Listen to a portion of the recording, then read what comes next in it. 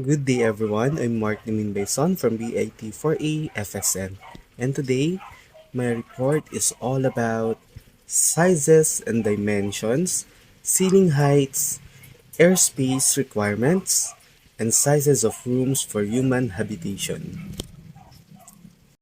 So what is sizes and dimensions?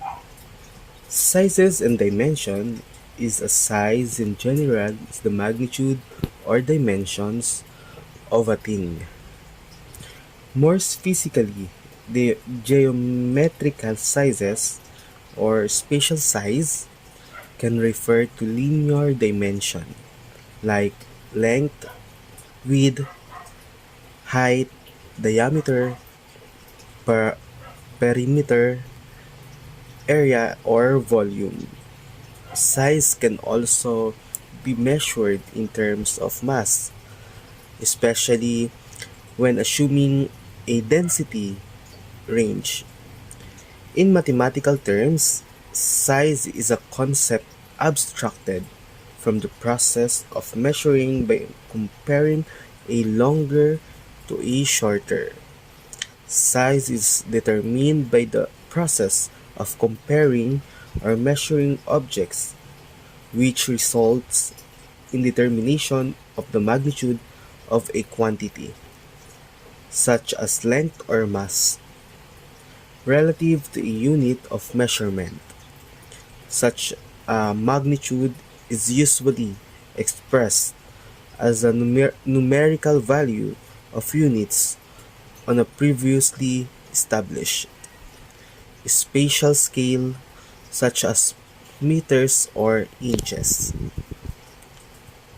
So this is the example of sizes and dimension. So they have a length with one dimension, two dimension, then three dimension, then length, width, height, then length, width, height. The sizes which humans tend be the most familiar are body dimensions. Measure of anthropometry, which include measures such as human height and human body weight. These measures can in the aggregate allow the generation of commercially useful distributions of products that accommodate expected body sizes, as with the creation of clothing sizes and shoe sizes, and with the standardization of door frame dimension, ceiling heights, and bed sizes.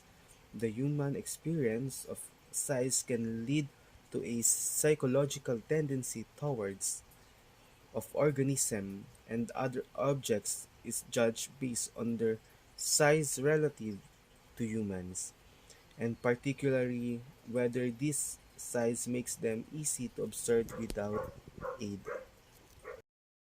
The dimension of a mathematically space or object is formally defined as the minimum number of coordinates needed to specify any point within it. Thus, a line has dimension of 1D, because only one coordinate is needed to specify a point on it. For example, the point at 5 on a number line.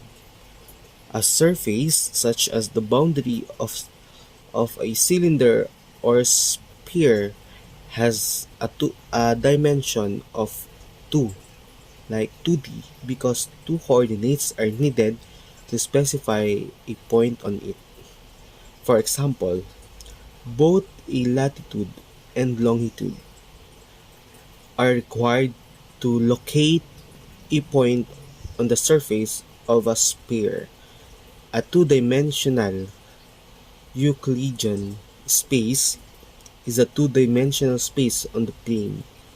The inside of a cube, a cylinder, or a sphere is three-dimensional 3D, like or 3D, because three coordinates are needed to locate a point within these spaces. So, ceiling heights. What is ceiling heights? Ceiling heights. Certain domestic features are taken for granted in today's new home market. Granite countertops in kitchen, separate glass walled shower in bathrooms, walk-in closets in bedrooms. Another feature that has become common in new production houses is the high ceiling. According to the National Building Code or NBC, the standard ceiling height is 96 inches or ceiling feet. For suspended ceilings, the minimum height is 90 inches or 7.5 feet, but 9 and 10-foot ceiling are now common not only in living rooms and kitchens, but also in bedrooms. Even taller ceilings are appearing in custom homes. Yet, not so long ago, 8-foot ceilings were the norm. The reason for the change is a renewed appreciation of taller rooms, the conversion and secondary uses of older buildings, and increased use of the lighting also explains taller ceiling of 10 to 11 feet in the office buildings. So this is the sample of ceiling heights. So on the photo they have finished floor level, then corridor with 2.2 meters, bedrooms, then bedroom with 2.4 meter minimum. Then on the right is a lower projection is permitted if it does not interfere with the proper functioning of the room. A sample of ceiling heights. These requirements. What is airspace requirements? The two categories of airspace are regulatory and non-regulatory. Within these two categories, there are four types.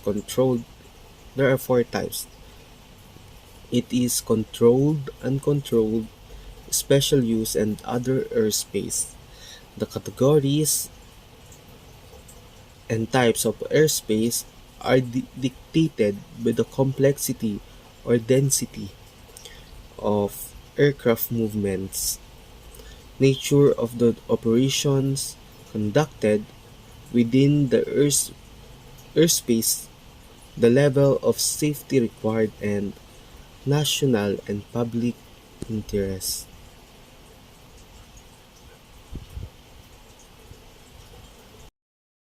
Sample of airspace. They have Class B, Class C, and Class D. So what is the meaning of MSL? MSL is the mean sea level, then AGL, above ground level, and then FL is a flight level portion of the atmosphere controlled by a country above its territory, including its territorial waters, or more generally any specific three-dimensional portion of the atmosphere. It is not the same as aerospace, which is the general term for Earth's atmosphere and outer space in its vicinity.